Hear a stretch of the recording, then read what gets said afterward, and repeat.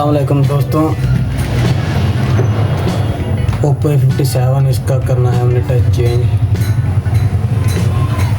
तो ये देख लें, जगह जगह से ब्रेक वो होगा, इसकी कटाई करनी है पहले और इसका फिर टच नया लगाना है।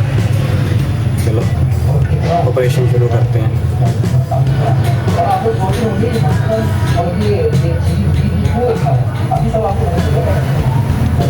पहले इस पर रखेंगे, थोड़ा गर्म हो जाएगा।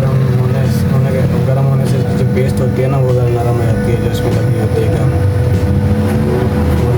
इस वजह से पैनल इजीली बाहर निकल सकता है।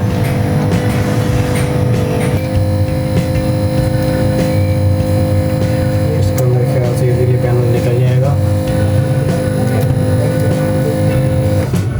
ये तो कमाल हो गया है बाबा।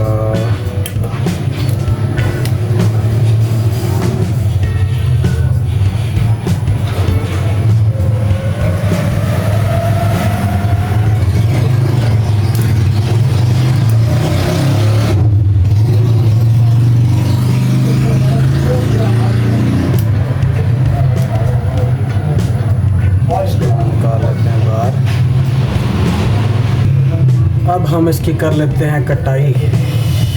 कटिंग इस पर रखेंगे, इसे ऑन करेंगे।